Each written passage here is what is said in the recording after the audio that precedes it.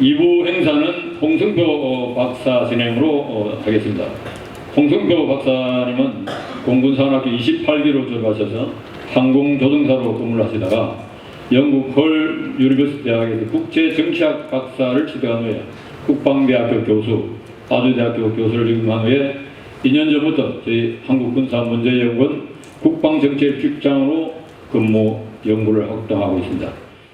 네, 감사합니다. 오늘 그 합동군사대학과 저희 한국군사문제연구원 합동 세미나를 처음부터 끝까지 준비해 주시느라고 우리 이윤기 박사님 너무나 노고가 많으셨습니다. 합동군사대학과 우리 군사문제연구원의 합동 세미나는 매우 중요한 의미를 가지고 있습니다. 왜냐하면 합동군사대학 그 현역들 기관이지요. 그리고 우리는 이제 민간 기관이라서 그 군민 그 합동 행사 시너지 효과를 목표로 해서 올해부터 시작을 했습니다. 앞으로 점진적으로 발전시켜 나가면서 민군 관계 증진에도 기여할 것으로 기대하고 있습니다. 제 2부는 K방산의 미래라는 주제입니다. 그래서 발표자 두 분을 모셨습니다. 첫째는 산업연구원의 장원준 박사님을 모셨습니다. 장원준 박사님은 K방산의 미래, 그래서 K방산 육성정책, 어제, 오늘, 그리고 미래라는 주제로 25분간 발표를 해주시겠습니다. 장원준 박사님은 서울대 경제학과를 졸업하시고 기술품질원, 그 다음에 산업연구원에서 방위산업 정책에 관한 최고 전문가로 그 자리매김을 하였습니다. 여러분들 인터넷에서 장원준 이렇게 치면 그동안의 업적이 아주 굉장히 많이 나옵니다. 한국의 방위산업 정책 발전에 굉장히 큰 기여를 많이 하셨죠. 장원준 박사님의 발표를 큰 박수로 듣도록 하겠습니다. 장 박사님 말씀입니다. 과감한 소개를 해주셔서 감사드립니다. 저는 오늘 K방산 어제 오늘 미래라는 주제로 좀 몇 가지 이제 말씀을 드리고자 합니다. 먼저 이제 군에서 이렇게 합동대에서 저를 초청한다고 했을 때 과연 무슨 이유로 저한테 이렇게 발표를 하라고 하실까 이제 그런 생각을 한번 해봤습니다.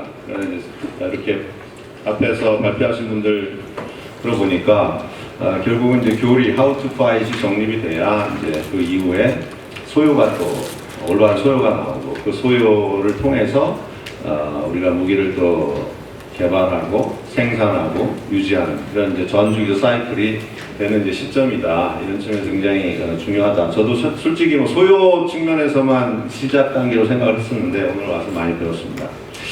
오늘 제가 좀 드리고 싶은 말씀은 지금 이제 저희가 한국 방위산업 학회하고 방위산업 50년사를 지금 집필을 하고 있습니다. 그것도 공교롭게도 이제 어제 오늘 이제 미래 이렇게 돼 있는데 그 내용에서 일부 내용하고 그런 내용을 위주로 좀 아직 완성되지는 않았지만 저희가 생각하는 방향을 좀 말씀드리고자 합니다. 결론적으로 세 가지입니다. 우선은 지금의 K방산, 전 세계가 주목하는 이제 K방산이 결국은 우리 군이 수십 년간 국가 안보를 위해서 열심히 노력한 결과가 아니겠는가 그렇게 생각을 합니다.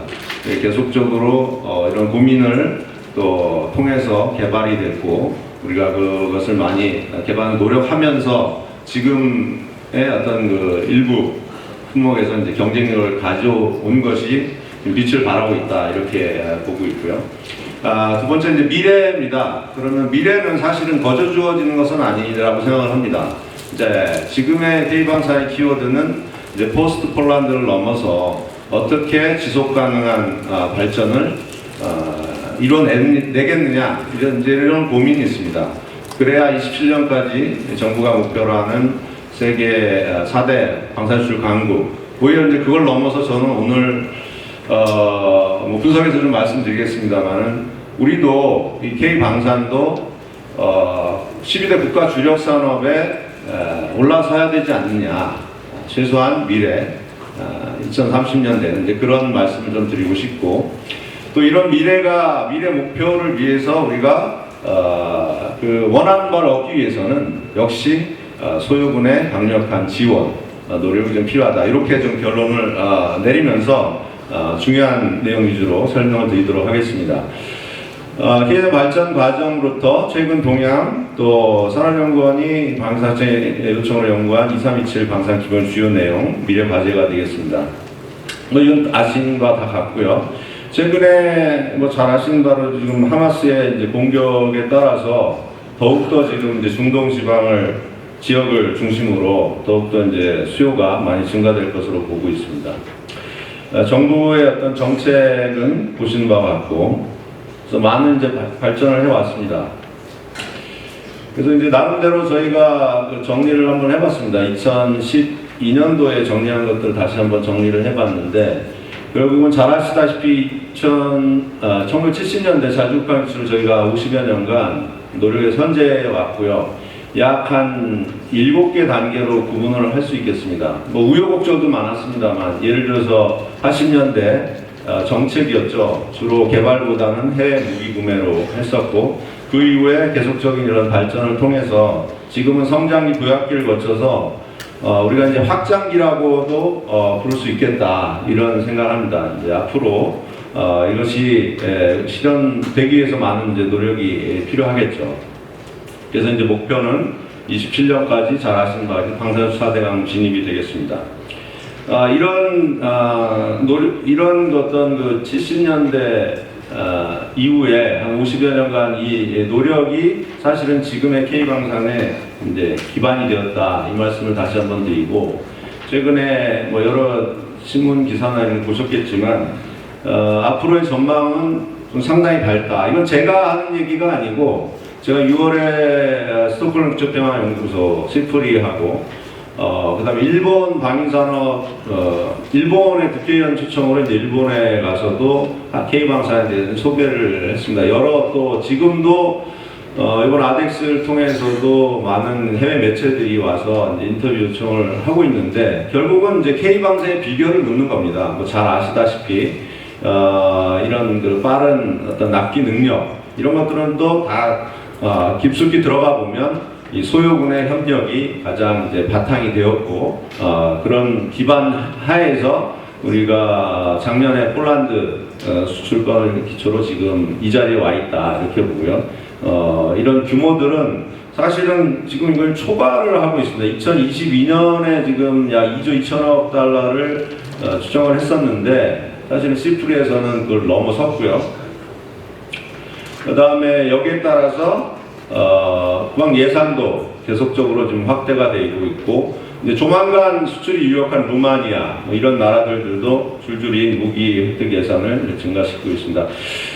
크게 이제 수요와 공급에서 봤을 때 이제 무기 수요자 구매자 측면에서의 볼 때는 트렌드가 좀 변화하는 것이 있습니다. 예를 들어서 인도라든지 호주, 결국은 이제 반대극부 자국들의 이제 방위산업 역량 확보를 위해서 현지 생산이든 기술 이전이든 이런 식으로 단순히 물품을 구매하는 나라들은 이제 거의 없다고 보시면 되고, 이런 식으로 이제 변화하고 있고, 카타르라든지 호주 이런 나라들도 상당히 지금 사우디 포함해서 자국 방위산업 역량을 확보를 위해서 많이 노력을 합니다. 그러면 전제 조건을 충족시키지 않고서는 사실은 시장 진입이 어렵다. 그런 반대로 말하면 그런 얘기가 되겠습니다. 지금 방산 수출 5대 강국의 위상도 굉장히 흔들리고 있습니다. 제가 이번 프랑스 파리 여쇼에서 갔을 때도 러시아는 하나도 이제 들어와 있지 않았었고요. 곧 2, 3년 내에 프랑스가 러시아를 제칠 가능성이 매우 높다, 이제 이렇게 보고 있고, 우리뿐만 아니라 튀르키예, 호주 이런 날 다 2자리 숫자 이상 증가하고 있습니다. 우리가 그냥 가만히 있다가는 결국은 뒤집힐 수도 있다, 이런 생각을 한번 해봐야 됩니다. 예를 들어서 우리가 지금 주력으로 수출하는 품목은 잘 아시다시피 유럽, 미국 국가들이 크게 관심을 안 가졌던, 그러니까 장기전, 소모전, 이런 포병전 이런 것들 생각을 안 했었기 때문에 굉장히 ISR, PGM, C4I 쪽으로 집중을 했었죠. 짧게는 10여 년, 길게는 30여 년간. 그 이제 여파 속에서도 한국은 한반도의 안보 위협 때문에 계속적으로 이제 투자를 했고, 그것이 이제 빛을 발하고 있다. 그러나 이제 나머지, 예를 들어서 무인기, 이런 것들은 터키, 튀르키예에 지금 거의 10년, 15년 뒤졌다고 지금 평가를 받고 있습니다. 또 기존의 이제 무기 체계를 어떻게 하면 디지털화, 무인화, AI, 유무인 복합으로 할 것인가, 거기에 따라서 또 다른 어떤 시장이 창출될 것이고, 그런 역량이 부족하다면 결국은 우리는 지속 가능성 확보가 쉽지 않겠다, 이런 생각을 할 수밖에 없는 상황이다, 이렇게 보겠습니다. 산업연구에서 2009년부터 한 10여 년간 글로벌 위상을 한번 변화를 조사를 해봤습니다. 국방예산 세계 10위, 생산액 10위, 수출이 많이 늘어서 9위인데 이제 이거는 21년까지이기 때문에 22년 포함이 되지 않는 겁니다. 지금 시프리의 베제만도 월스트리트저널에서 최근에 한국이 이제 5위까지 오를 가능성을 얘기를 했습니다. 저는 그거 굉장히 사실이라고 봅니다.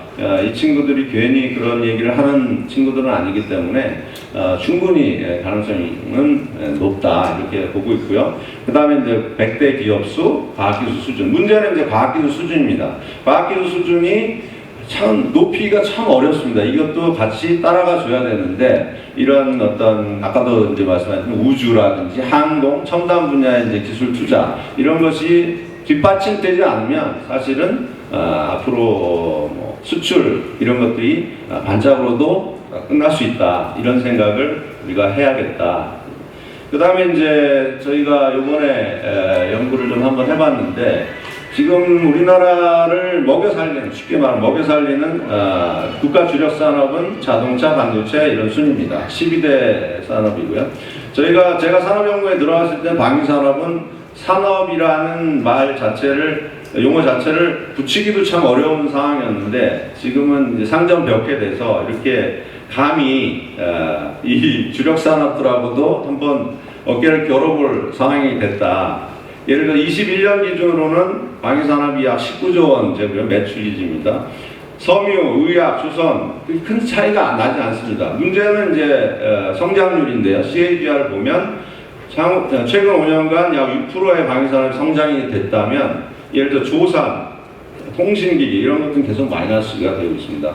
그래서 이런 것들이 동일하다고 가정했을 때, 증가율이 동일하다고 가정했을 때, 그러면 2026년, 7년이면 방위산업도 이 12대 국가 주력 산업에 들어갈 가능성이, 물론 여러 가지 기준이 있겠습니다만은 사실 매출액을 봤을 때 그렇게 이제 한번 기대를 해볼 수 있다, 이런 말씀드리고요. 단 여기서 보시다시피 수출은 아직까지도 굉장히 큰 격차가 있습니다.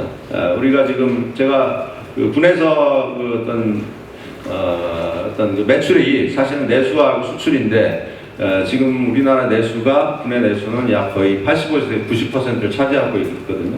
대부분의 다른 주력 산업들은 수출이 50% 이상입니다. 이런 식으로 변화해 나가면서 체질도 바꿔 나가야겠다, 이제 이런 말씀을 좀 드리겠습니다. 국방 예산도 증액은 하고 있습니다만, 아시다시피 폴란드라든지 일본이 지금 향후 5년간 43조에 무려 400조 원 가까이, 27년은 거의 100조 원을 넘을 기세입니다.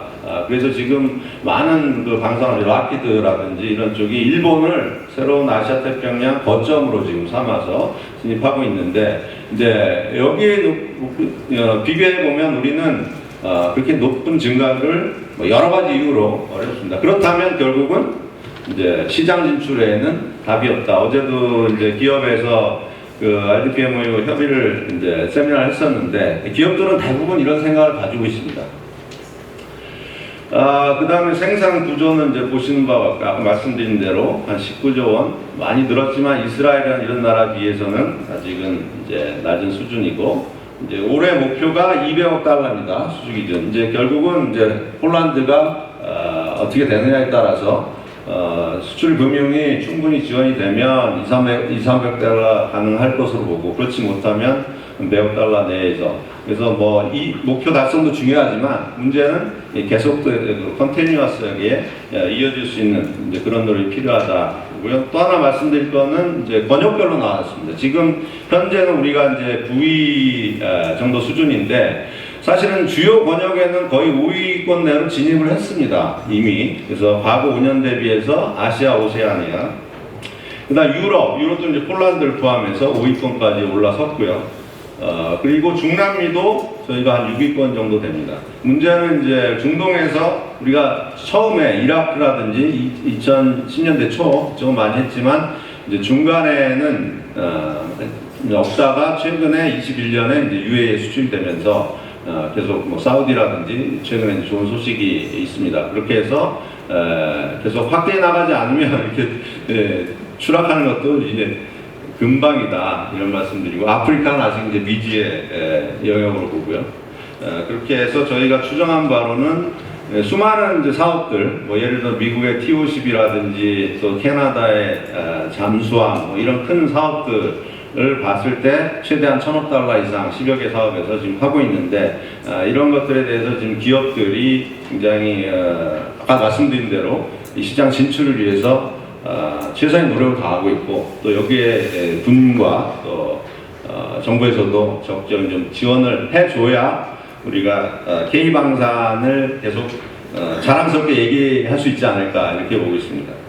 경쟁력도 참 쉽지 않습니다. 10여 년간 거의 제가 볼 때는 큰 차이 없고요. 90을 넘기기가 참 힘든 상황입니다. 이렇게 하나하나 보면 항공이라든지 이런 쪽도 이런 기술이나 품질이 좀 확보하기가 어렵고 단 이제 말씀드린 대로 최근에 이런 주력 제품들 뭐 잘 수출이 잘 되고 있는 뭐 지금 고등 훈련기라든지 레드백 뭐 이런 것들이 거의 90 이상이라서 충분히 경쟁력이 있지만 결국 이제 기술력을 어떻게 이제 캐치업하느냐 이게 숙제가 될 것 같고요. 그래서 많은 장점에도 불구하고 이런 장점들을 좀 극대화하고 부족한 점들을 이제 보완하는 이제 이런 노력이 필요하다고 보고요. 그래서 정부가 지금 27년까지 이것도 이제 앞으로의 3, 4년의 미래입니다. 앞으로 굉장히 바람직한 방향으로 이렇게 목표를 설정했다고 봅니다. 특히 이 선순환 구조, 이게 굉장히 중요한 의미라고 저는 보고요. 제가 2010년도에 처음에 방산수출 관련 보고서들을 작성하고 했을 때는 솔직히 뭐 별로 좋아하는 분들은 별로 없었습니다. 방사체나 국방부. 그러나 이제 지금 상전벽해가 돼서 이 수출이 거의 국정과제의 제일 중요한 키워드로 등장했다는 것이 매우 의미가 있다 이렇게 보고요. 여기에 따라서 지금 4가지의 사업들이 지금 진행이 순조롭게 되고 있다고 봅니다. 방사청에서 지금 계속 이제 27년까지 하는데 보면은 이제 신속 트렌드에 따라서 무계획 기간을 단축을 해야겠다. 이것은 이제 말씀드린 대로 수출에서도 이제 영향이 있는 것이고요. 그 다음에 이제 국방과학기술 5대 강국인데 좀 낮췄더라고요 최근에. 그만큼 쉽지 않다고 보고 있고 산업 규모도 2배 40조인데 이 40조면 거의 국가 우리 주력 산업의 거의 6, 7위 선으로 봅니다. 이건 좀 굉장히 도전적이지만 어쨌든 우리가 지금 야심차게 한번 노력을 해보겠습니다. 여기에 관련된 세부 내용들은 뭐 보시는 대로 참고하시면 되겠습니다. 제가 이제 앞으로 이제 미래에 대해서 미래를 누구도 이제 예측할 수도 없고 뭐라고 정의할 수는 없지만 이제 앞으로 이제 방향성에 대해서는 이제 한 말씀을 좀 드리고자 합니다. 저는 이제 산업연구원에 있다 보니까 모든 제산업과 이제 발전 과정들을 다 비교를 하고 있습니다. 예를 들어서 자동차도 1970년대는 오히려 방위산업보다 못했습니다. 우리 지금도 중남미 가시면은 대부분 일본 자동차, 미국 자동차들이 다 돌아다니고 중남미에서 자동차를 생산하는 국가는 없습니다. 우리가 이렇게 보호 육성을 통해서 초창기에 자동차라든지 반도체, 조선 시장을 안 했다면 과연 오늘의 대한민국이 있었을까 이런 생각을 한번 해보게 됩니다. 이제 여러 가지 미래 신산업, 신성장 산업 중에 방위 산업이 지금 이런 그 글로벌 불안정한 시기에 상당히 국가 주력 산업의 하나로 부상될지 이제 주목받고 있습니다. 그러기 위해서는 결과적으로 승부는 글로벌 시장에서 판단이 난다고 봅니다. 결국은 글로벌 경쟁력을 통해서 우리가 세계 시장에 나가서 수출도 하고 그것을 통해서 얻어온 돈을 가지고 또 새로운 무기 개발할 이런 선순환 구조 이런 것들을 통해서 지금 다 우리가 지금 먹고 살고 있고요. 이걸 통한다면 결국은 우리의 방향은 이제 글로벌 시장에서의 경쟁력이라고 말씀드릴 수 있고요. 이를 위해서는 무엇보다도 말씀드린 대로 K방산을 미래 국가 주력 산업의 하나로 이제 성장을 시키는데 우리의 온 힘을 좀 모아야겠다. 이 군에 계신 분들 또 이 국방 방산을 소중히 생각하는 분들이 더욱더 오피니언 리더가 되셔가지고 이렇게 좀 강조를 해주셨으면 좋겠다. 이 글로벌 방산 골드러시가 언제 사실은 신기루처럼 끝날지도 이제 모르는 상황입니다. 여러 가지 이제 정부도 정책 마련이라든지 노력을 하고 있습니다만 뭐 쉬운 것도 있고 그렇지 못하고 해결을 못하는 것들도 없지는 않습니다. 포스트 폴란드 이후에 제가 7월에 국회에서 TOC 그 미국 시장 진출 세미나를 했는데 이것도 솔직히 쉽지는 않습니다. 이게 국가적인 역량을 집중을 해도 솔직히 여기 락히드도 와 계시지만 지금 보잉 T7A는 이미 CM 비행이 끝나고 여러 가지 이제 작은 그런 기술적 문제들을 해결을 하고 전 세계 3,000대 고등훈련기 시장을 석권하기 위해서 지금 노력을 하고 있습니다. 그런 상황에서 우리의 이제 역량이 필요하고요. 캐나다 물론 좀 늦습니다. 27년도에 이런 또 최근에 이제 루마니아라든지 사우디 이런 쪽에서의 대형 사업 포스트 폴란드에 있는 이런 노력을 좀 집중할 필요가 있다 이렇게 말씀드리고요. 또 이제 저도 계속 그 얘기를 하고 있는 중에 우선은 시장에 진입한다고 봅니다. 우선은 시장에 진입해서 이윤이 좀 적더라도 락인을 시켜놓고 그 다음에 그 이유는 뭐 다양한 방법으로 예를 들어서 뭐 부품도 팔 수 있고 수리도 할 수 있고 또 성능 개량해서 제공할 수 있고 그런 식으로 창출을 해내는 지금이 굉장히 지금 같은 호기가 과연 올 수 있을까? 러시아가 저렇게 그런 무기 체계의 신뢰도가 바닥을 치면서 이렇게 꼬꾸라진 시기가 있었나? 없었거든요, 지금. 그러니까 이런 것들을 우리가 최대한 이제 노력을 다해야겠다 이런 말씀 좀 드리고요. 그 다음에 이제 또 저희가 좀 중요하게 보는 것은 이제 팩트 프로세스에 잘 아시다시피 우리가 수출을 하고 있는 가장 큰 역량은 스피드고요. 스피드. 다른 나라가 도저히 따라올 수 없는 능력, 이 납기 능력인데 이것을 계속 유지하기 위해서는 우리가 뭐 예를 들어서 성능 개량, 폴란드라든지 다른 나라가 요구하는 그 성능 개량을 뭐 10년, 20년에 해준다.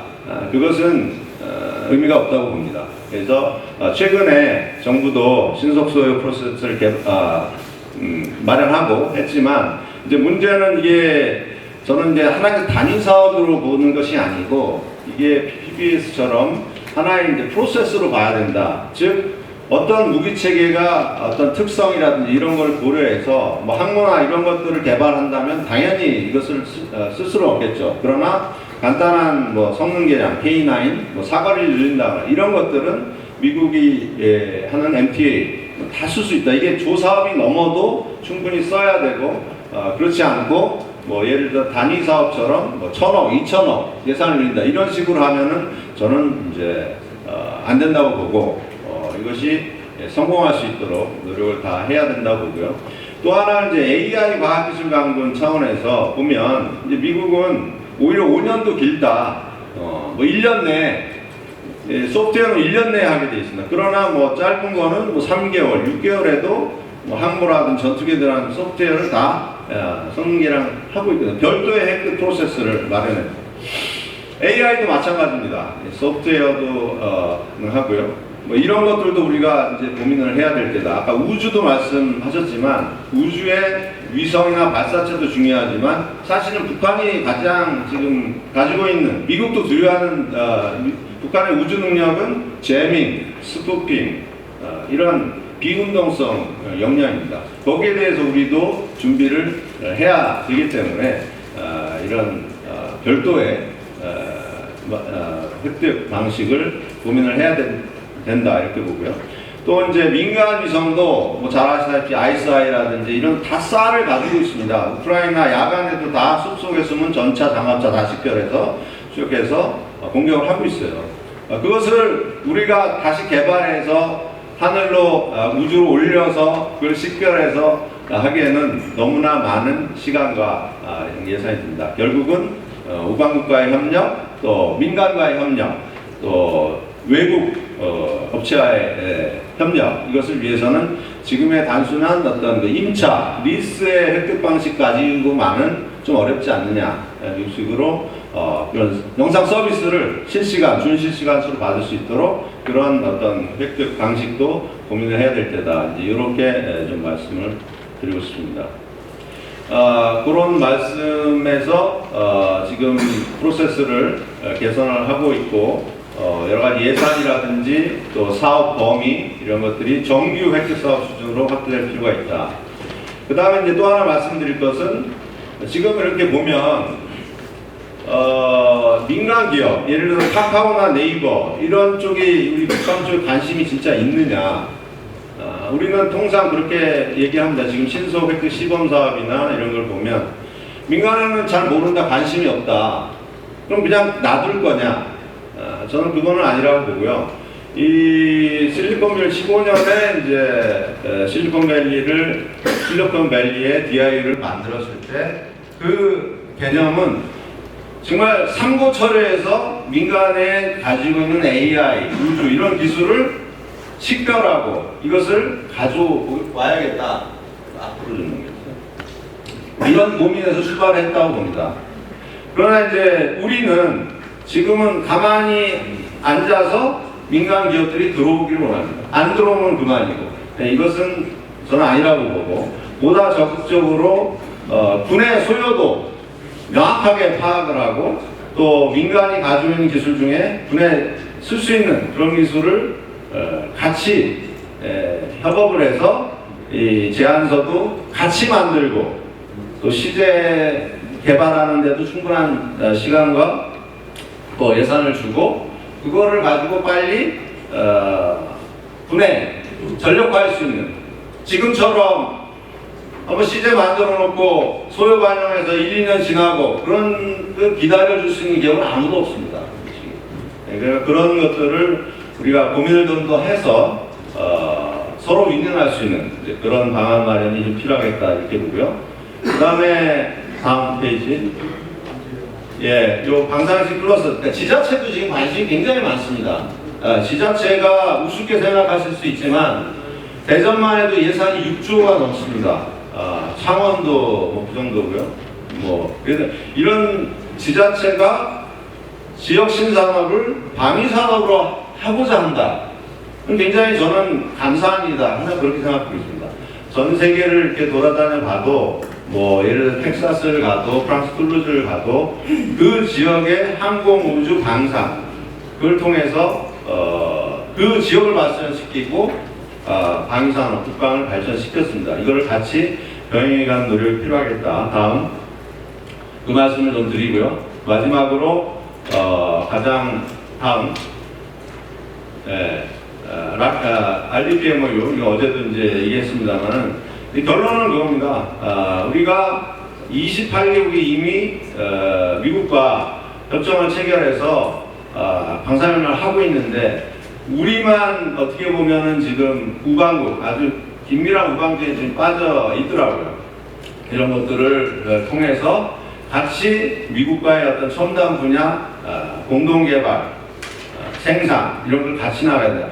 우리가 6세대, 7세대 전투기 개발, 이거 뭐 요즘 항토도 얘기하고 있죠. 이거는 조 단위가 아니라 1, 20조 단위로 될 겁니다. 그것을 우리가 혼자서 부담을 한다? 과연 그것이 또 나중에 그런 시장을 창출할 수 있을까 이런 고민을 해야 된다고 보고 최소한 첨단 분야, 우주라든지 이런 분야는 이런 툴을 만들어서 같이 협력을 해서 우리가 공동개발 생산 이렇게 해서 미국 시장을 이제 넘어서야 된다 이렇게 봅니다. 이것이 저는 아까도 제가 말씀드린 우리가 글로벌 시장 마지막 단계에 K방산이 올라설 수 있는 어떻게 보면 이제 시작점이다 이렇게 보고 있습니다. 미국 시장에 진입을 하면 그건 이제 글로벌 시장을 진출할 수 있다. 그렇지 않다면 이제 결국은 이제 틈새 시장에서 조금 작은 파이들에 만족할 수밖에 없는 그런 상황일 수밖에 없다. 이제 이런 말씀을 좀 드리고요. 마지막으로 무엇보다 다음 결국은 컨트롤 타워입니다. 컨트롤 타워 지금도 많이 강조를 하고 조직도 신설하고 있습니다만은 조금 더 예를 들어 수출금융 같은 경우도 저는 좀 더 과감해야 된다고 봅니다. 이미 예외 규정을 할 수 있는데 왜 그것을 하지 못하냐? 만약에 혹시 잘못해가지고 예를 들어서 우리가 실기를 한다면 K방산이 또 어떻게 보면 신길처럼 꺼질 수도 가능성은 뭐 높진 않지만 그런 상황이다. 그래서 조금 더 컨트롤 타워 역할이 필요하다. 이렇게 하면서 마치도록 하겠습니다. 감사합니다. 네, 정원준 박사님 아주 너무 좋은 발표 감사합니다. 정원준 박사님의 발표는 한국 방위산업정책 마스터피스라고 해도 과언이 아닐 정도로 데이터며 방향이며 노하우 이런 것들이 아주 전문적이고 그렇습니다.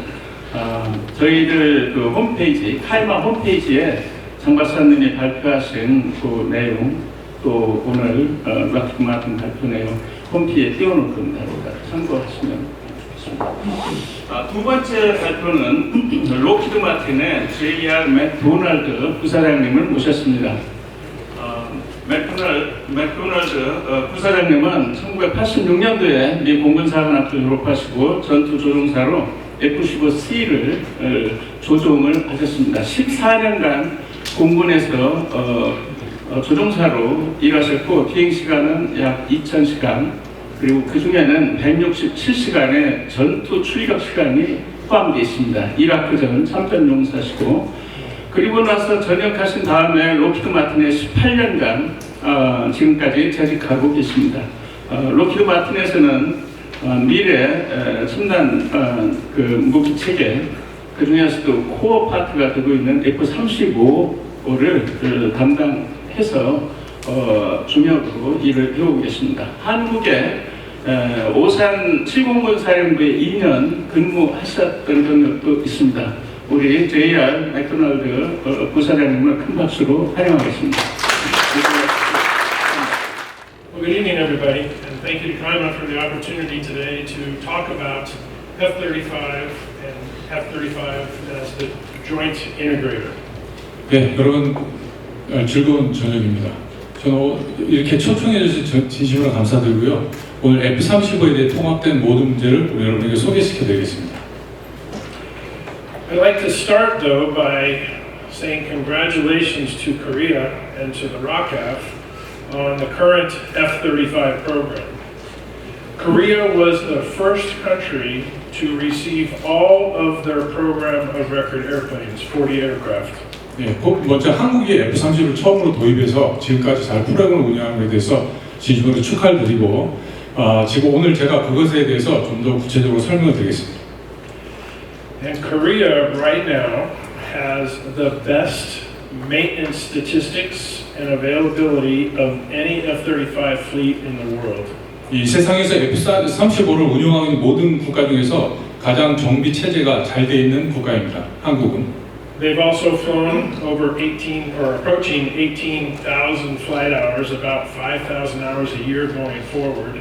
They've trained 80 pilots and more, almost 600 maintainers. 예, 훈련 시간도 18,000 이상 되고 조종사도 80여 명 F-35 조종사를 보유하고 있는 한국군입니다. Korea F-35 is the definition of a successful F-35 program. 예, 한마디로 정의한다면 한국 공군은 F-35의 성공적입니다. So why do we need to talk about F-35? Why do we need to talk about joint all-domain operations? It's because of the threat. Next slide, please. As we heard from the last presentation, the threat continues to advance. This is no surprise to anybody in this room that there are more and better weapons coming out all the time. Yes. Sorry. 예, 여러분들 다 여기 있으신 분은 다 아시겠죠. 점점 더 위협이 발전되고 무기도 개발됨으로써 우리는 좀 더 많은 위협을 느끼고 있습니다. It's important to note that it's not just the quality of the weapons that are increasing, but the quantity of weapons that are out there. 예, 모든 양적인 면, 질적인 면 모든 면에서 우리에게 위협이 더 가중되고 있는 것입니다. So how does F-35 address the threat? Next slide. When you think about F-35, most people start with stealth. 예, F-35는 먼저 스텔스 기능에 대해서 먼저 설명드리겠습니다. 시작하겠습니다. And stealth is incredibly important. It allows you to get closer to your enemy without him seeing you. It allows your sensors to be better because you're closer, and it allows your weapons to be better. 예, 스텔스 기능이라는 것은 무조건 우리가 안 보이게 하는 것이 아니라 라디오 교신, 무선의 교신에 의해서 내가 안 보이게 하고 적이 안 보이게 하고 내가 보이게 할 수 있는 기능을 말하는 것입니다. But in the framework of all domain operations, it's the next section there that is the real differentiator for F-35 in network-centric operations. 예, 다가오는 세계 F-35는 좀 더 차별화된 그런 무기가 될 것입니다. The advanced sensor suite is the most sophisticated of any fighter in the world today. 이 F-35는 현재 있는 그 전투기 중에서 가장 우수한 전투기라고 말씀드릴 수 있습니다. And then the interconnectivity of the aircraft, being able to take information from offboard as well as push information to other fighters and other parts of the domain is a key differentiator. 예, 이 정보를 비행기 전투기에서 바로 입수해서 다른 전투기에도 즉각적으로 방출할 수 있는 그런 기능을 갖고 있습니다. But the real secret of F-35 is sensor fusion. 예, 그러나 거기에 대해서는 제가 말하고 싶은 것은 융합이라고 할 수 있습니다. Sensor fusion allows the airplane to combine all the inputs from all of its sensors as well as all the inputs from everybody else in the domain into a single picture of the battle space. 모든 정보를 종합해서 융합해서 한 그림처럼 보는 것을 그런 기능을 융합 센서라고 생각할 수 있습니다. And that's a key capability. 예, 주요 능력입니다. The slide before I said that the threat continues to evolve, so F-35 must continue to evolve as well. 예, F-35가 더욱더 진보돼야 될 이유는 더 많은 위협이 있기 때문입니다. We are right now in the middle of the most extensive upgrade to a fighter in history. 예, F-35가 좀 더 포괄적으로 그래서 우리가 또 포괄적으로 개발하려고 하는 그 취지가 있는 것입니다. It's broken into two main sections. The first section we call TR3, Tech Refresh 3. 예, 두 가지를 알 수 있는데 첫 번째가 TRC고요. Think of this as replacing the hardware of a computer system, the core processor, the memory, the graphics, the interfaces. Say one more time, sorry. It's okay. Think of this as replacing the hardware, 예, 하드웨어를 해서 the core processor, 중심 절차를 the memory, 핵심 절차를 해서 기억을 해서 and the graphics. 예, 그 다음에 영상화를 시키는 것입니다. That then allows the 75 capability upgrades to take place in the airplane. 예, 이런 영상은 75가지의 최신화된 기술로 더 업그레이드 시킬 수 있는 것입니다. And those capability upgrades fall into three main areas that are key to all domain operations. 이런 모든 기능은 주요 작전에서 성공적으로 발휘할 수 있는 그런 기능을 말하는 것입니다. The first is significant increase to the interoperability of the aircraft and the ability to pass the information and receive information. 첫 번째 중요한 것은 상호 작전 운용성이라고 할 수 있습니다. The second is that all of the sensors on the airplane get significantly better. 예, 그리고 안에 있는 비행기 안에 있는 모든 장착이 그 센서 장비가 탁월하다는 것입니다. And the third, we get more and better weapons capability. We can carry more and we have more different types of weapons that we can carry. 세 번째는 무기에 대해서 하는데요. 더 치명적인 무기를 탑재하고 더 많은 무기를 탑재할 수 있다는 능력입니다. Next slide, please. 다음 슬라이드. So the key to that interoperability is the ability to communicate across multiple different kinds of radios and data links. 예, 다양한 그 주파수 대역대에서 정보를 입수해서 다시 방출하는 그런 기능을 지금 말씀드리겠습니다. Almost all of those radios and data links are called software-defined radios, so they can be changed continuously and updated as required. 라디오 교신을 계속 최신 업데이트해서 그것을 다시 다른 비행기에게 업데이트된 상태로 그것을 정보를 전달한다는 것입니다. And again, the significant change is what Block 4 adds to that communication suite, another whole suite of communication. 예, 그래서 그 커뮤니케이션에서 어떤 중심이 돼서 F-35가 기능을 운영할 수 있다는 뜻입니다. Next slide, please. So when we talk network-centric operations, F-35 is the most important node for a number of reasons. 예, F-35가 중요하다는 것은 뭔가를 그 다른 기능과 연결이 된다는 것, 노드한다는 그런 면을 말씀드리고 싶습니다. In network-centric operations, we think of every platform, every aircraft, every weapon as a node in the network. 예, 그러니까 여기서 플랫폼은 무기 체계로 번역하겠습니다. 모든 무기 체계 그리고 지상군, 공군, 해군 가서 그 종합해서 그 지휘를 할 수 있다는 그런 기능을 갖고 있다는 뜻입니다. But the F-35 is the only node that can penetrate into the airspace, sense the battle space. It can then communicate what it sees to the rest of the nodes in the network, and it can either attack the target kinetically. 예, 영공으로 침투해서 거기서 정보를 얻어서 다시 그것을 공격으로 전환할 수 있는 능력을 가진다는 것입니다. Or non-kinetically with electronic attack, or pass that target off to another platform. 만약 그걸 할 수 없다면 그 타겟을 다른 그 플랫폼에 전달해서 그것을 타격할 수 있도록 하는 기능을 말합니다.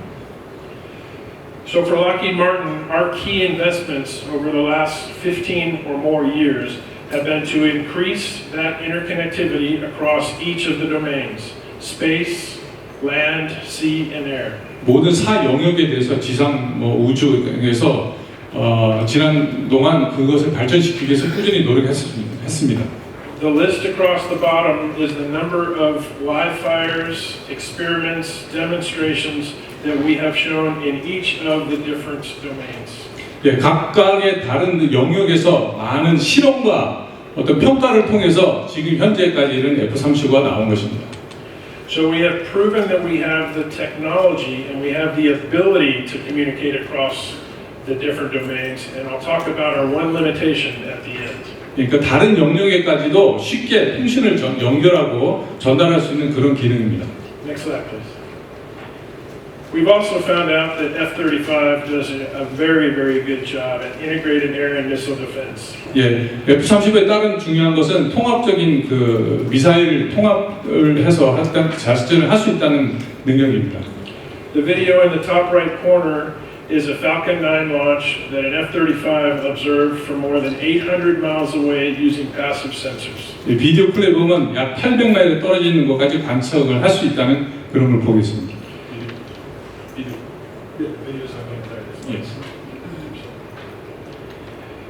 And so we are working with the Missile Defense Agency and others to figure out ways, additional ways that F-35 can be part of an integrated air and missile defense scheme against surface-to-surface or even intercontinental ballistic missiles. 예, 그 대륙간 탄도 미사일은 물론 지대지 미사일 꼭 해서 거기에 연계돼서 F-35를 임무 수행을 할 수 있습니다. Next slide, please. Another key attribute that we have proved is integrated fires. 예, 통합된 화력에 대해서 말씀드리겠습니다.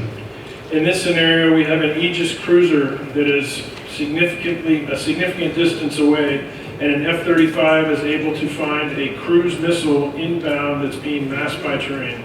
예, 멀리 떨어져 있는 크루즈 미사일, 그러니까 23에서 쏘는 크루즈 미사일을 우리가 탐지하고 아군에게 유리하게 적에게 피해가 갈 수 있도록 그렇게 기능을 할 수 있습니다. The F-35 is able to pass that position back to the Aegis cruiser and direct an SM-6 missile to destroy it. And this is a test that we actually did. 예, 크루즈 이지스함에서 우리의 정보를 줘서 어떤 무기를 써서 어떻게 타격할 것인가까지 건의할 수 있는 그런 기능을 말합니다. Next slide, please. We didn't leave the Army out either. 네. 육군과 관련된 얘기입니다. We also worked with the Army brigades and the Integrated Air Missile Defense Battle Command System, providing targeting data to Army systems on the ground of incoming weapons as well. 예, 대공 방어 시스템에 대해서 연계돼서 우리가 표적을 타격하고 표적을 획득하는 연계까지 F-35가 기능을 할 수 있습니다. So we continue to experiment to prove out the CONOPS and the technical ability. 예, 그러니까 전술적으로 발전할 수 있고 작전 개념까지도 바꿀 수 있는 이 기능이 바로 F-35가 있습니다. The next slide, please. The piece that's missing is that if we truly want to do joint all-domain operations, then we must also have the policy that allows information sharing between partners, coalition partners, and others so that we can pass the information. Right now we have the ability proven by the technology, but in many cases we do not have the permission from a policy perspective yet to be able to pass that information. There is an awful lot of work being done in Europe right now to make that happen. 예, 우리는 합동이란 말을 꺼내고 싶은데요. 정말 우리는 모든 그 영역과 군에 대해서 합동으로 해서 협력을 더 하고 싶습니다. 단지 정책적인 문제 때문에 거기에 우리가 좀 제한이 되는 것 같습니다. It's critical that we have that same push in the Pacific Theater. It's critical that we have the same push in the Pacific Theater. 예, 어떤 특정한 문제에서 우리 계속 그걸 위해서 노력을 할 것입니다. And we need to do it while we train, not wait for war to do it for the first time. 맨 처음에는 그것을 우리가 말로만 할 것이 아니라 실행을 옮기겠다는 말씀입니다. 감사합니다. Thank you. 감사합니다. 많은 분들이 왜 로키드 마틴만 발표를 하는가 하는 의문을 갖고 계셨습니다. 그래서 저희가 애초에 계획하기는 로키드 마틴과 카이를 같이 발표하도록 이렇게 기획을 했었습니다. 근데 카이가 오늘 하여튼 빅기스트 데이라고 그래서 오늘 참석하기 어렵다 그래서 애석하게도 카이는 참석을 못했습니다. 그러면 패널 분들은 앞으로 나오셔서 질의응답 토론을 갖도록 하겠습니다. 네. 이렇게 해서 저희가 두 편의 멋진 그 프레젠테이션을 들었습니다. 지금부터는 토론을 하도록 하겠습니다. 먼저 지정 토론을 듣고 청중 토론을 듣도록 이렇게 하겠습니다. 첫 번째 지정 토론은 서영득 변호사님께서 맡아주시겠습니다. 서 변호사님은 방산학회기획위원장을 오래 하셨습니다. 그래서 이쪽 방산 분야의 전문가시고 또 제가 이 플랜을 기획을 할 때 많은 도움을 주셨습니다. 서 변호사님은 서울 법학전문대학원에서 박사학을 받으시고 지금 법무법인 정론 대표 변호사로 일하고 계십니다. 국방부 초대 검찰 단장을 하시면서 국방부 산하에 있는 많은 부조리와 또 구조적인 그런 문제점들 이런 것들을 아주 개선하는 데 굉장히 많은 공헌을 하셨습니다. 서영득 변호사님 박수로 환영하겠습니다. 여러분들 다 잘 아시고 계시기 때문에 오히려 제가 제일 모르는 사람 아닌가 싶은데 방산 제가 맡은 주제가 이제 방산에 관한 수출 이런 데 대한 이야기를 하도록 되어 있습니다.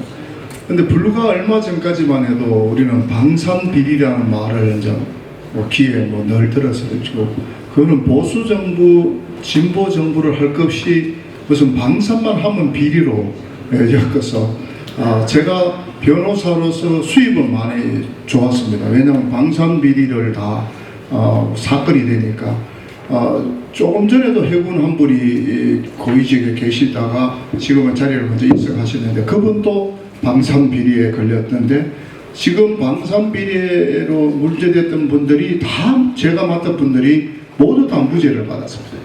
그러니까 우리나라의 방산이라는 것이 뭔가지 좀 이렇게 색안경을 끼고 나쁘게 보는 그런 면이 있는 것입니다.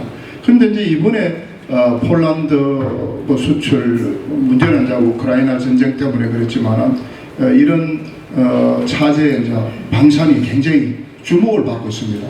우리 방산이 이제 주목을 받게 된 계기는 뭐 여러 가지가 있겠지만 우리 강점이 크게 몇 가지가 있잖아요. 무엇보다도 가격이 저렴하다.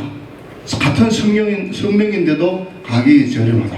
또 신속히 제공할 수 있다. 또 기술력이나 신뢰를 할 수 있다. 뭐 이런 장점들이 있습니다. 그 장점에다가 우리 어느 나라든지 전 산업이 제조업이 다 골고루 발전한 나라는 세계에서 몇 나라가 안 되는데 그 중에서 우리나라가 되어 있고 우리나라는 또 AI라는 이런 첨단 산업이 또 발전되어 있는 나라이기 때문에 이런 측면에서 굉장히 이제 주목을 받고 있는 건 사실이지 않습니까? 그런데 이제 문제는 방산에 이제 이런 좋은 이야기들 당분간 방산 수출이 호조를 할 것이다 이런 것도 뭐 이야기를 많이 하셨는데 저는 약간의 문제점을 이제 이야기를 하면은 지금 저 최근에 나오는 폴란드 수출이 2차 계약분이 되지 않는다. 지연되고 있다.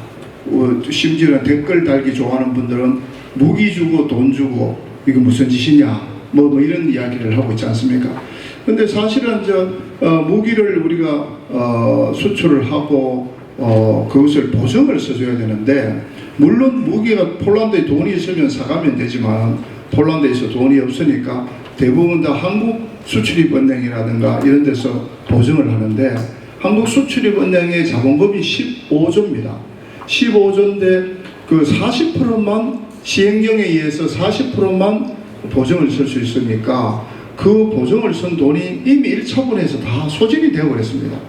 그러니까 2차 30조를 보증을 써주려면 한국 수출입은행의 자본금을 배로 올리자 30조로 올리자 이래가 윤영석 의원이 법안을 발의해놨지만 야당이 지금 전혀 그들도 보지도 안 하고 있습니다.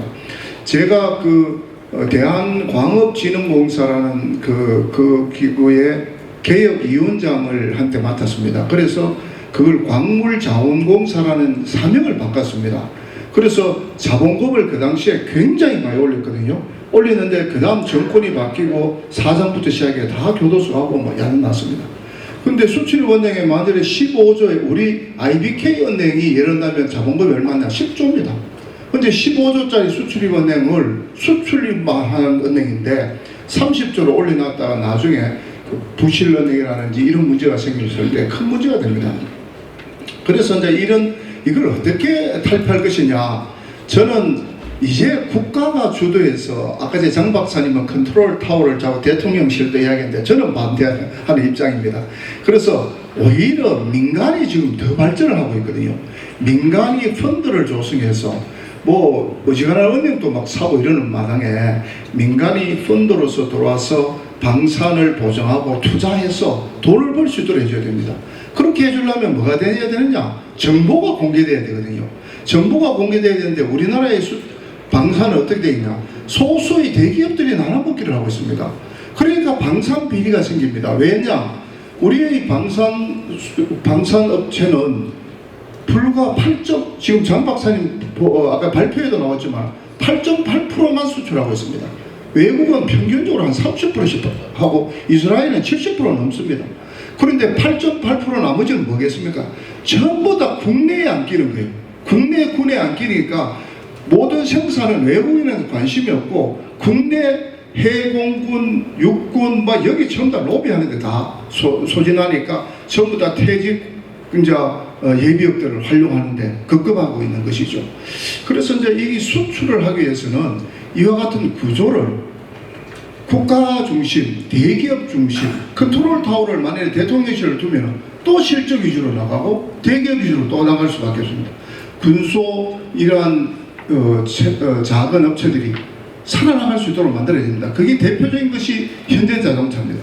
현대자동차가 지금 부품 회사들은 뭐 현대모비스 같은 회사들 어떻습니까? 현대자동차 납품하는 거다 외국에 납품하는 게 굉장히 많지 않습니까? LG화학 마찬가지로 굉장한 전장 산업에 지금 뛰어들어가 있고 이런 것들을 이제 키워줘야 되는데 우리는 지금 체계 업체가 대부분을 차지하고 있습니다. 체계 업체가 만일에 협력 업체에서 납품을 하는 게 좀 괜찮다 하면은 또 하나 만들어서 협력 업체를 잡아먹어 버립니다. 지금 뭐 제가 구체적으로 어느 업체냐 하면 저도 변호사로서 지금 구체적으로 될 수 있을 정도의 문제가 있다 하는 그래서 우리가 이제 펀드라든가 이런 금융 시스템을 좀 더 개선해야 된다. 구체적인 안은 제가 시간관계상 생략하겠습니다만 그래서 이제 신문에 따라서는 FMF라 해가지고 Foreign Military Finance라 해가 미국이 하고 있는 제도를 우리도 해야 된다 이렇게 합니다. 그거는 저는 맞지 않다고 생각합니다. 그거는 미국도 이제 몇 개 하는 것이고 미국은 워낙 수출 위주로 하는 나라이기 때문에 자기들 돈을 많이 가진 걸 사는 나라에 돈을 대줘서 그 무기를 예속시키는 그런 입장이기 때문에 우리는 그런 여력도 없고 그렇게 또 더 나가서 무기를 그렇게 막 압도적으로 K9하고 K2 좀 판다고 해서 지금 세계를 막 쥐고 있는 건 아니거든요. 그래서 너무 오버하는 거 아니냐 하는 그런 생각을 가졌습니다. 또 하나는 제가 생각할 때는 기술입니다. 국방 기술이 아까 장 박사님 발표 때 보셨지만 우리가 다른 거는 다 성장을 하는데 국방 기술은 제자리 걸음입니다. 이 제자리 걸음인 게 왜 그러냐면 ADD가 지고 있거든요. 그래서 ADD가 국방 기술을 지고 있는 것이 맞느냐? 이제 변화된 환경에서 예를 든다면은 우리 민간의 막 특허라든가 이런 게 굉장히 많이 나오는데 이 특허를 소위 말하는 국방 과학 기술원 그런 걸 하나 만들어 가지고 거기서 늘 모니터링을 해서 민간 기술을 국방 기술로 바로 바꿀 수 있는 이런 체제가 돼 있어야 된다는 것이죠. ADD에서 만약 기한회가 올려가 채택되고 하고 연구하고 예산 받고 이러면 벌써 다 늦어버렸어요. 지금 대표적인 것이 이번에 이스라엘에서도 나오고 있지 않습니까? 몇백 달러짜리 가지고 1억짜리를 지금 녹다운 시키고 있는데 그거 보면은 전부 다 자잘한 회사들이 전문적인 기술이 지금 들어가 있습니다. 근데 우리 군수업체들이 AI를 기반으로 해서 만들었을 때 그게 과연 가능할 것이냐. 대기업의 횡포 때문에 또 일어서기가 어렵다. 대기업이 계시는 분들은 좀 저를 비판할지 모르지만 그런 풍토의 개선이 필요하다. 또 한 가지는 뭐냐면 우리가 이제 무기를 파는데 너무 급급해서 무기를 UAE 같은 나라는 무기를 사가지고 운용할 사람이 없어요. 국민 전체가 몇 명이 안 되니까. 그런데 UAE는 이스라엘 지금 국정원을 UAE 그 정보통신망을 개방했습니다. 이번에. 왜 그러냐? 이란이 워낙에 해킹을 많이 하니까 더 이상 감당을 못해서 이스라엘의 선진 기업을 아예 UAE가 공개를 해버렸습니다. 정부 통제를 받고 있습니다. 그러니까 우리가 만약에 지금은 체제가 자꾸 바뀌지 않습니까? 지금은 이스라엘과 사우디가 지금 붙으려고 하다가 지금 전쟁이 났다 이런 이야기도 있듯이 그러니까 이런 상황에서 우리가 이제 UAE 같은 데다가 만약에 팔면은 무기를 팔면서 운용 요원을 우리가 같이 팔겠다. 판다는 개념이 좀 뭐한데 같이 지원하겠다. 그러면 이게 용병이 아니냐? 용병의 전투까지는 안 되더라도 지원하는 그 패키지 인력 자원을 같이 넣어주는 거예요. 그럼 우리는 어디 있느냐? 차고 넘치는 게 예비역입니다. 예비역 군인들을 활용해야 된다. 그러면 이것을 대기업에다가 이야기하면은 특정 대기업을 제가 만일 이야기해서 어느 대기업이 너 예비역 이렇게 해서 활용할래 이러면 안 합니다. 이런 걸 누가 해야 되느냐? 방사청이나 정부가 해야 되는 겁니다. 정부가 예를 들면 이번에 UAE다가 F-50을 판다. 그럼 운용요원을 공군 리타이어한 예비역들을 패키지로 50명을 지원한다. 그래 그 조건으로 판다. 이렇게 해가지고 좀 더 우리가 운용요원을 포함한 그런 판매를 좀 해야 되지 않느냐 시한다 됐죠. 예, 제가 지금 어제 준비할 해서 막 준비해가지고 6장을 준비하지만 다 못하고 요 정도에서 그치고 또 다음에 시간이 되면 하겠습니다. 감사합니다. 다음 코멘 지정 토론자는 여러분들 다 아시는 조선일보의 유영원 군사 전문 기자이십니다. 유 기자님은 서울대 경제학과를 졸업하시고 국방부 출입 최장수 최다 업적을 이룬 군사 전문 기자입니다. 유영훈의 군사 세계 국방부보다도 더 많은 방문자 수를 기록하고 있고 대한민국에서는 단연 독보적이죠.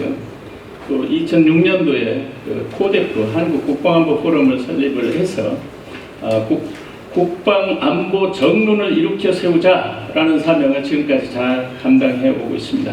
대한민국의 건실한 국가 안보관을 정립하기 위한 기여도 대단히 크다고 할 수 있겠습니다. 유 기자님 토론을 듣겠습니다. 네, 안녕하세요. 유용원입니다. 우선 이렇게 훌륭한 자리에서 공부할 기회를 주신 우리 김영철 원장님, 송대 총장님께 감사의 말씀을 올립니다. 옆에 소개 말씀이 있었습니다만 우리 사회 보고 계신 홍성태 박사님은 제가 2006년에 국방안보 포럼 만들 때 저하고 같이 사실은 의기투합을 해서 만드셔서 우리 홍 박사님 연구소장 맡으시고 저는 기조실장으로 지금까지 맡고 있습니다만 활동을 하고 있습니다. 국방부 최장수라고 말씀하셨는데 어쩌다 보니까 이제 올해 30년, 만 30년이 됐고요. 저도 이제 내년이면 일단은 공식적인 정년인데 제가 개인적인 말씀 죄송하지만 하나 드리자면 어찌 하다 보니까 종전에 직전에 이종섭 장관님이 제가 출입한 일에 겪은 19번째 국방장관이셨는데 이렇게 좀 정년 퇴임하기 전에 국방장관이 20분은 채웠으면 좋겠다는 생각을 좀 했었는데 이종섭 장관께는 좀 죄송한 말씀이지만 여하튼 이번에 신원식 장관이 취임하셔서 20번째 장관은 채우고 아마 제가 정년을 맡게 될 것 같습니다. 앞서 우리 서영덕 이사님께서 너무나 좋은 말씀, 핵심적인 포인트 지적을 해주셨고 그 앞서 장원준 박사님께서 아주 정말 중요한 말씀 많이 해주셨어요. 그리고 저는 100% 120% 공감한 부분이 많은데요. 저는 이제 저널리스트로서 이제 방산 두 가지 주제 중에 K 방산 관련해서 좀 중점적으로 좀 말씀을 드렸으면 합니다. 제가 이제 어찌하다 보니까 폴란드가 요새 이제 정말 어떤 면은 핫플레이스 대박의 이제 봉사한지가 됐는데 작년 말하고 올해 초에 올해 이제 9월달에 지난달 초에 MSPO라고 이제 방산 전시가 있었습니다. 그때 제가 이제 출연하는 국방 TV 프로그램 본 게임이라고 있는데 그 팀이 이제 거기 촬영을 가서 저도 또 한 번 두 번째로 폴란드를 갈 기회를 가졌는데요. 저도 언론에 있지만 또 우리 사실은 이제 장원준 박사님도 보면 이 좀 비교적 신중론 또는 비관론보다는 이제 낙관론 쪽으로 사실은 이제 많이 언론도 보도를 하고 그다음에 이제 전문가들도 말씀 많이 하시는데 저는 뭐 그 방향성 그러게 기본적으로 좀 우리 키에 방송이 성장할 거다 희망이 있다 이 부분은 뭐 전적으로 공감하는데 폴란드 케이스만 봐도 저는 일종의 이제 쉽게 얘기하면 레드 팀이 필요하다 그런 생각을 좀 합니다. 뭐냐면 우리가 이제 흔히 하는 얘기로 샴페인을 터트릴만 하지만 본격적으로 터트리긴 조금 이르다. 뭐 이런 식으로 말씀을 드릴 수 있겠는데 뭐 최근에 이제 언론에서 조금씩 나오지만 우리 서 이사님 말씀하신 이제 수출 금융 지원 문제 이런 것 때문에 2차 계획에 지금 이제 난관에 봉착해 있는데 2차 계약이 사실은 1차 계약보다 훨씬 큽니다. 어떤 작년에 이제 언론에서 워낙 많이 부각을 시켜가지고 폴란드가 다 끝난 걸로 아시는 분 사실 의외로 많더라고요. 근데 사실은 작년에 된 거는 124억 달러고요. 남아있는 거는 이제 공식적으로 한 30조 원이라고 하는데 제가 알기로는 그보다 더 큽니다. 제가 알기로는 최대치로 잡아보면 한 330억 달러, 우리 돈으로 따지면 한 45조 원 정도 됩니다. 그러니까 1, 2차를 다 합하면 아까 장 박사님도 얼핏 말씀하셨지만 50조 원이 넘는 이런 프로젝트, 정말 대규모 이제 프로젝트가 되는데 이 수출금융 지원 관련해서 아마 제가 알기로는 정부와 군 당국에서도 이제 고민을 하고 있는 것으로 알고 있습니다. 근데 저는 이제 일개 언론인이지만 지금 생각이 드는 게 이 폴란드 방산 케이스가 우크라이나 전쟁이라는 예외적인 예상치 못한 돌발 변수에서 우리가 뜻하지 않게 잡은 어떻게 보면 기회인데 그러면 이 뜻하지 않게 우리한테 생긴 기회를 기존의 법령 어떤 이런 틀에 집착하다가 잘못하면 놓칠 수도 있는 거 아닌가. 그러니까 그런 기회가 많고 거기에 걸맞게 인식과 발상의 전환을 해서 필요할 경우 규정도 바꾸고 법령을 바꾼다든지 아니면 예외적인 상황을 적용한다든지 이러한 이제 노력이 필요한 거 아닌가 이제 그런 생각을 좀 해봤고요. 그리고 수출구명 관련해서 이제 많은 분들이 걱정하는 게 그거 같습니다. 야, 우리가 세상에 돈까지 줘가면서 얘들한테 폴란드한테 왜? 무기를 팔아야 되냐? 이것도 국단적으로 폴란드가 정말 그만한 지불 능력이 있나? 돈 다 떼면 어떡하나? 이제 그게 아주 쉽게 많은 분들이 걱정하실 부분인 것 같은데 제가 알기로는 수출금융이라는 게 100% 폴란드로 다 가는 게 아니고 일단 우리가 지원을 해주면 거기에 90% 이상 거의 대부분이 일단은 우리 업체로 환류가 되는 걸로 알고 있습니다. 그러니까 그 돈으로 우리 업체에 대금을 바로 지급을 한다는 거죠. 그래서 지금 아마 이제 1차 계약 관련해서 수출이 은행에서 지원한 게 거의 제가 알기로 10조 가까이 되는 걸로 알고 있는데 그게 이제 우리 업체에 이제 지원되기 지급되기 시작한 걸로 알고 있는데 아마 좀 지나면 이 관련된 보도들도 좀 나오고 그래서 아마 그러면 정부나 이쪽 뭐 민간 언론은 물론이고 이제 많은 분들 인식이 조금은 좀 달라질 수 있지 않을까 이제 그런 생각을 해봤고요. 또 하나는 이제 우리가 좀 자만하면 안 되는데요. 제가 이제 폴란드 가서 느낀 건데 저도 이제 언론에 있다 보니까 우리가 흔히 국뽕이라고 그러죠. 야, 우리 무기 판 게 여러 요소가 있지 않습니까? 뭐 가성비, 그다음에 우리가 제일 잘하는 빨리빨리, 적재 조달, 신속 조달, 뭐 이런 게 있는데 그래도 가성비가 1번이 아닐까 기대하고 갔는데 폴란드 갔더니 그게 아니더라고요. 제가 느낀 거는 1번은 빨리빨리입니다. 적재 조달. 그러니까 폴란드가 사실 작년에도 전차, 자주포 뭐 이런 거 우리한테 먼저 살라고 그런 게 아니에요. 먼저 손 내밀었던 거는 독일, 미국입니다. 근데 미국한테 이제 M1 전차 이게 팔아달라 이게 요구했더니 야 이거 우리 2029년에 가능하다는 거예요. 폴란드는 1시가 급한데 독일 말할 것도 없어요. 한국 물어봤더니 야 다는 아니고 일본은 우리가 4달 내에 갖다 줄게 그런 거예요. 이럴리 그런데 정말 4달 내에 작년 8월에 계약했는데 12월에 전차 자주포 일부 폴란드 갖다 주니까 그 부두에 폴란드 대통령까지 나와서 환영 행사를 했습니다. 그래서 이런 것들이 이제 많이 어필이 됐다는 거 말씀드리고 싶고요. 두 번째는 미국입니다. 미국. 우리가 이제 뭐 어디 손바닥 안에 있다고 하는데 폴란드가 우리 무기를 채택한 배경 중에 하나는 미국 무기와의 인터오퍼러빌리티 흔히 얘기하는 상호 운영성이 가능하기 때문에 했더라고요. 특히 F-50 경공기 같은 경우는 우리 뭐 이제 국무 출신 김영철 반장님 잘 아시지만 그 F-16과 굉장히 호환성이 높기 때문에 몇 시간만 훈련 받으면 F-16 조종이 가능하다. 그리고 폴란드 F-35도 도입을 하니까 그러니까 이제 그런 면에서 상당히 장점으로 작용을 했고 FA-50을 48대를 구매하는 데 상당히 큰 영향을 끼친 겁니다. 그래서 지금 보면 우리 언론에서 많이 보도가 안 되지만 폴란드가 미국 무기 엄청나게 샀습니다. 아파치 헬기 우리 군이 1, 2차 앞에서 72대를 이제 샀거나 살 예정인데 폴란드가 90대 넘게를 아파치 공격 헬기를 삽니다. 그 이제 돈은 어디서 나느냐? 미국 군용 지원을 상당히 받아서 삽니다. 그리고 또 하나 긴장해야 될 게 우리가 천무라는 다연장 로켓을 288문이나 이제 판다고 사겠다고 그랬는데 그게 다 계약한 게 아닌데요. 근데 최근에 우리한테 굉장히 안 좋은 뉴스가 있어요. 폴란드가 우리 현무의 경쟁인 미국의 이제 하이마스라는 다연장 로켓이 있는데 이게 우크라이나전에서 게임 체인저로 많이 보게 됐죠.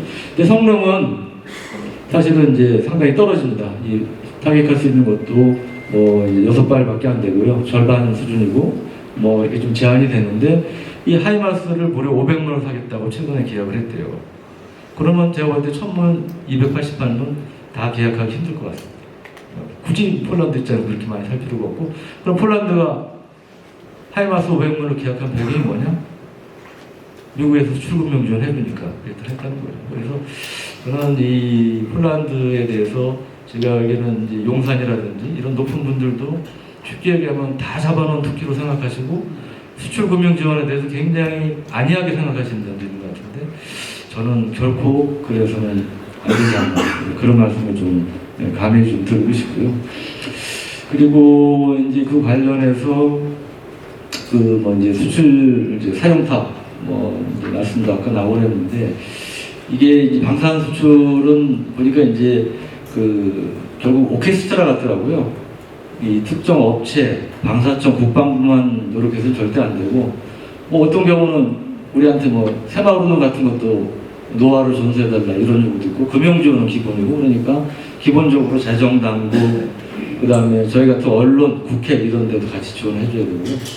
결국 이제 뭐 우리 서 이사님 말씀하신 민간 부분이 주도하는 게 저는 맞다고 생각하지만 아직은 민간 부분이 제가 볼 때 제가 아는 부분에서는 좀 힘이 좀 딸리기 때문에 대한민국은 아직까지는 제일 센 게 어딥니까?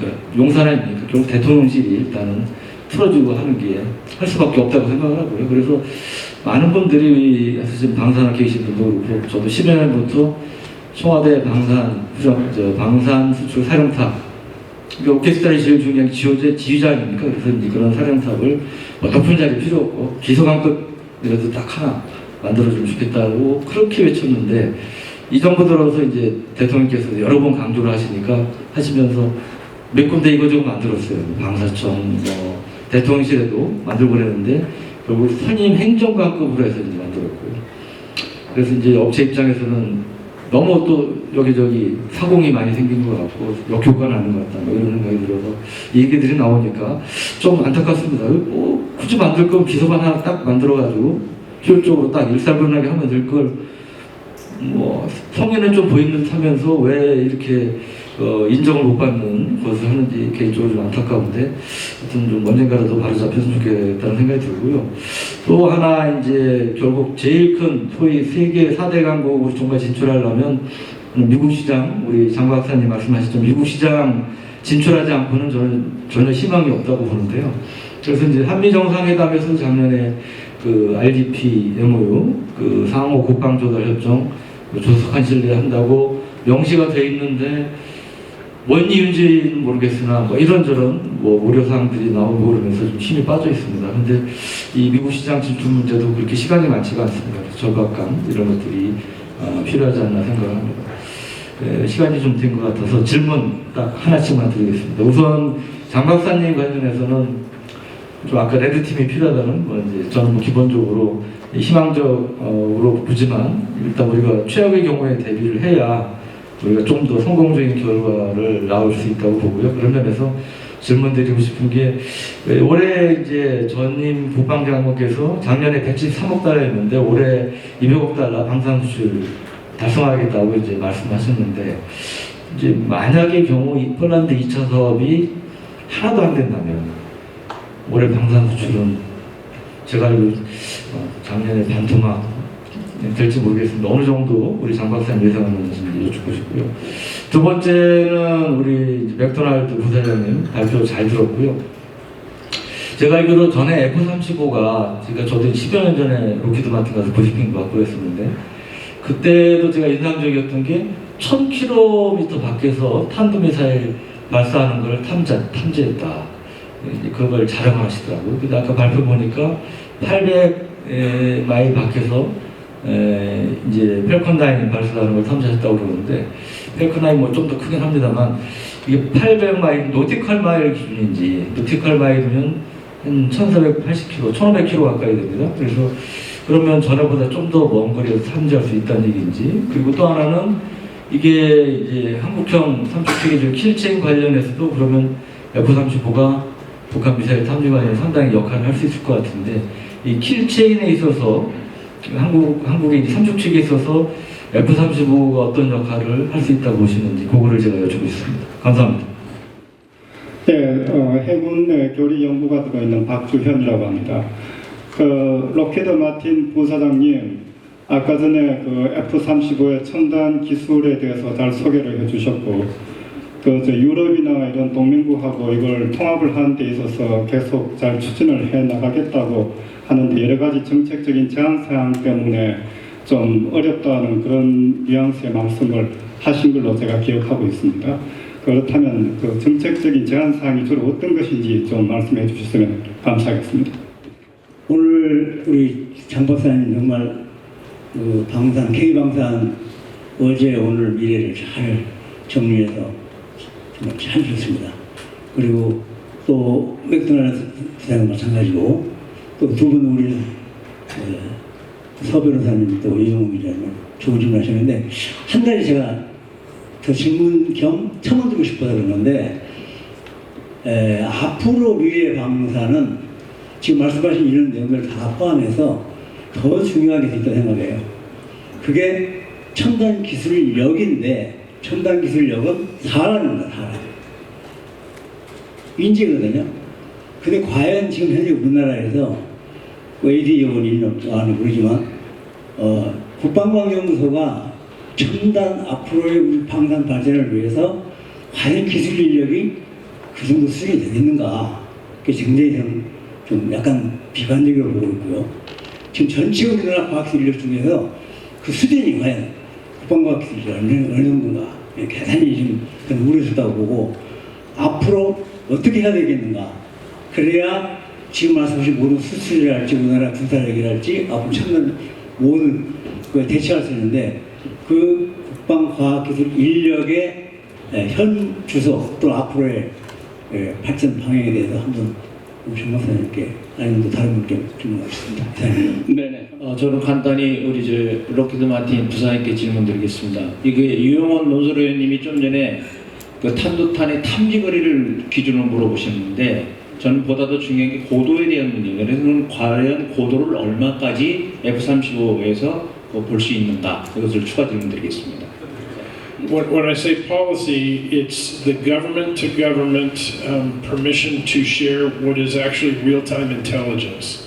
Each country sets limits on how much intelligence it's willing to share. And because this is now real-time intelligence sharing, the policy isn't always in place from each country. So there are limitations to how much information one country can pass through an F-35 to another country. And those policy discussions need to happen well before a conflict happens so that we can freely pass information from one platform to another. 예, 정부 간의 어떤 그런 정보를 공유하는 그런 문제인데요. 어떤 갈등의 문제가 생기기 전에 그것을 먼저 사전에 해결해서 빨리빨리 전달할 수 있는 것이 정부 대 정부끼리 해결이 돼야 된다. 예, 거기까지 답변하셨습니다. So what we talk about now, instead of kill chains, we call them kill webs, because you're getting information from multiple sources to make a determination of who passes a weapon or who decides which weapon to shoot. So it's not a linear kill chain anymore. It now can come from multiple sources and decide which weapon is the most effective to shoot. 예, 길첸 F-3 he said what is the key role of F-35? 예. The key role is the data manager to take information from multiple sources, fuse it together, and then pass it in a way that it's usable for a kill from another platform. Okay. So think of it as the translator of the data between one kind of platform and another kind of platform. 예, 플랫폼이라는 것은 여기서 무기 체계를 말하는 것 같습니다. 뭐 지상군 공무 이것을 자료를 얼마나 빨리 해서 그거를 다른 무기 체계로 전달하는 그런 역할을 F-35가 앞으로 할 것이라고 얘기했습니다. Next question is talking you only mentioned about the distance, but he wants to know about the altitude of some missile. Yeah, the distance that I mentioned was 800 miles here because that was from open source that's been released from something that happened in 2010. It has significantly changed since then, probably the numbers that you're more familiar with, but in open forum I can just refer to open source distances, so we can't give specifics here. 예, 사실 그 800 노티컬 마일이라는 것은 공개된 출처 정보에서 얻은 것이기 때문에 지금 계속적으로 심각하게 아주 중요하게 이렇게 변하고 있습니다. 그러니까 그것은 제가 그 800 노티컬 마일이라는 것은 또 공개된 출처를 얘기한 것이니까 그 정도만 생각해 주시면 고맙겠습니다.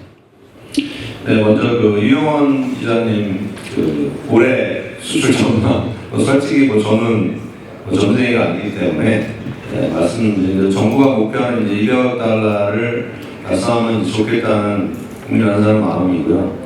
올해 보면 이제 FA50 관리자 15달러 했고 또 호주 레드백 굉장히 기대를 많이 안 했는데 했습니다. 한 3, 40억 달러 했고, 전자 파워팩, 딜키에 이렇게 하면 한 4, 50억 달러는 지금 한 걸 보고, 지금 이제 추진되고 있는 거는 제가 이제 듣기로는 로마니아 K9이 좀 유명하고, 사우디 천궁2 등, 이번에 이제 하마스 때문에 모르겠습니다. 어떻게 될지. 통상적으로 연말에 이제 계약이 항상 완료되는 수출 특성을 고려해 본다면, 이런 것들 포함해서 이제 폴란드가 있어서 이제 그걸 고려를 하면은 이제 정부는 목표 200달러로 이제 잡은 것 같습니다. 제가 생각하기에는 이제 폴란드가 말씀하신 대로 전혀 오래 안 될 수도 있습니다.